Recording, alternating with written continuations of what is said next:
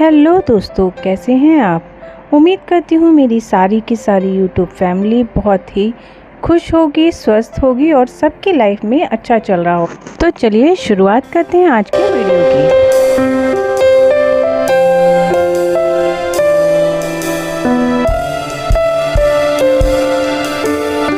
ये मैं बना रही हूँ बेटी के लिए ब्रेकफास्ट में ब्रेड पिज़्ज़ा, जिसके लिए मैंने ब्रेड को एक तरफ सेका है और एक तरफ कच्ची ही रखी है और उसके ऊपर बटर लगा के लगाया है पिज़्ज़ा पास्ता सॉस और ऊपर से डाल दूँगी उसकी मनपसंद वेजीज और चीज़ और उसके बाद में ऊपर से डालेंगे हम चिली फ्लेक्स और पिज़्ज़ा सीजनिंग और ब्रेड को मैं सेक लूँगी तवे पर।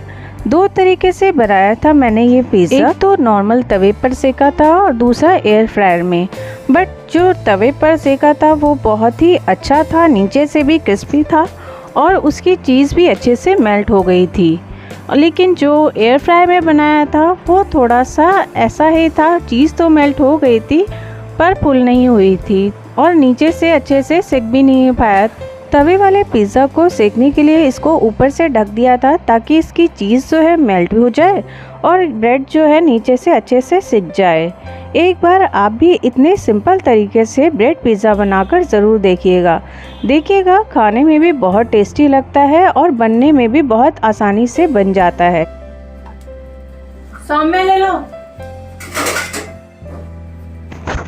देखिए, मैं कट करके दिखाती हूँ कितने अच्छे से ये बन के तैयार हुआ है।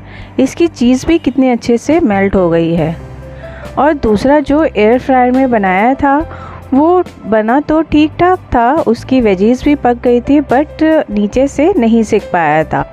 दोस्तों, कई बार हमारे पास काफ़ी सारी ऐसी चीज़ें होती हैं जिनकी हम रेगुलर में सफाई नहीं कर पाते हैं, लेकिन जब कभी आप उसको यूज़ करें, जब कभी आप उसको देखें तो अगर उसकी साफ़ सफाई कर देंगे तो इतना ज़्यादा हेडेक आपके पास नहीं रहेगा कुछ भी साफ़ करने का। जैसे कि मैं हमेशा बताती हूँ, मैं अपने किचन को डब्बों को जब भी खाली होते हैं उनको साफ़ करके रख देती हूँ। अब जैसे कि ये एयर फ्रायर, मैं जब भी इसे यूज़ करती हूँ तो ऊपर से गीला कपड़ा मार देती हूँ और इसके अंदर के पार्ट को साफ़ करने के लिए यूज़ करती हूँ विनेगर और डिश वॉश जो लिक्विड वाला आता है। बस उन दोनों चीज़ों को आप इसमें डालकर रख दीजिए थोड़ी देर के लिए, तो इसकी फूड की स्मेल और इसकी सफाई दोनों ही चीज़ें बहुत अच्छे से हो जाएंगी।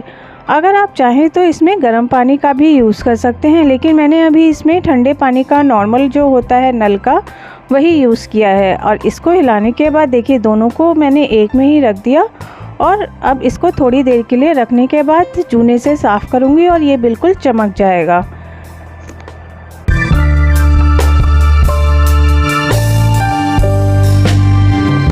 अगर हमें अपने घर को, किचन को साफ़ रखना है तो अगर आदत ये रहेगी कि हाथ के हाथ हम चीज़ों को उसकी जगह पे पहुंचा दें और हाथ के हाथ हम चीज़ों को साफ़ करते रहें तो चीज़ें उतनी गंदी नहीं होंगी जितने की हो जाती हैं।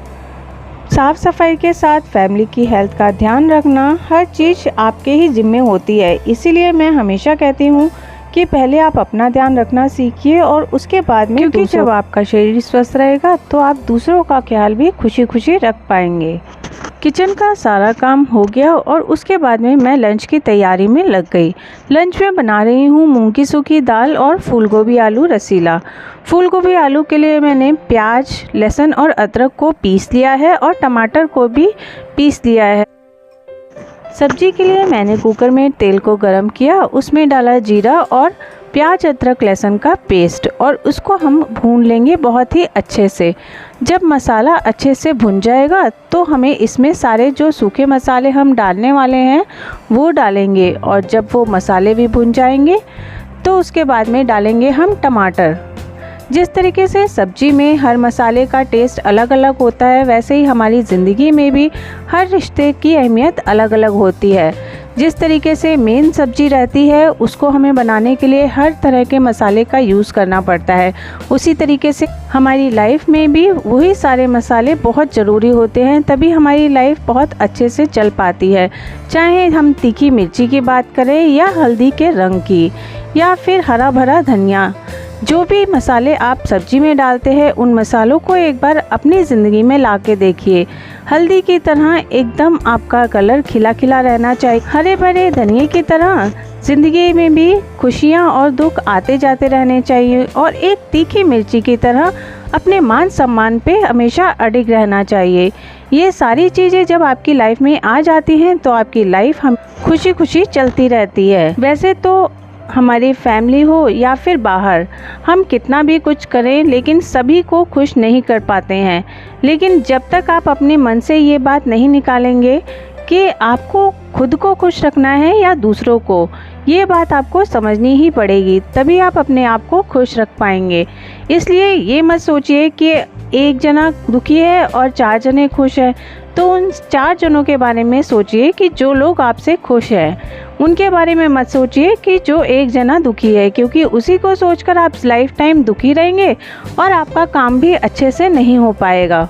जिस तरीके से सब्जी में पूरी बनने के बाद हम डालते हैं ऊपर से हरा धनिया उसको गार्निश करने के लिए, उसी तरीके से अपनी लाइफ की खुशियों को अपने हाथ में रखिए कि जैसे ही आपकी सब्जी बनकर तैयार हुई है उस पर हरा धनिया डालिए और फिर से खिल उठिए।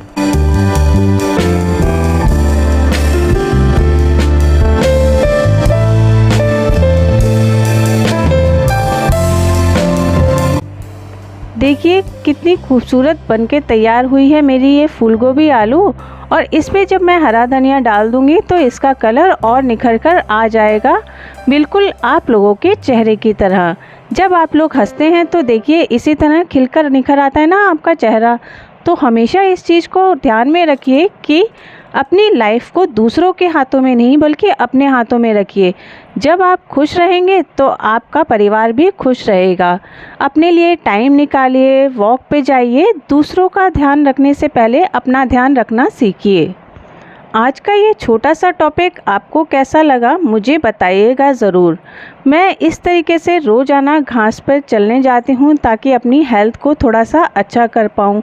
पार्क में वॉक करती हूँ ताकि अपने लिए थोड़ा सा टाइम निकालूँ और अपने साथ अपना मी टाइम स्पेंड कर सकूँ। तो अगर आपको ये छोटा सा व्लॉग पसंद आया हो तो मुझे बताइएगा ज़रूर। वीडियो को लाइक ज़रूर करिएगा। चैनल पे नए हैं तो चैनल को सब्सक्राइब करके ज़रूर जाइएगा। मैं मिलूँगी आपसे अगले वीडियो में इस नई रेसिपी के साथ। तब तक के लिए राधे।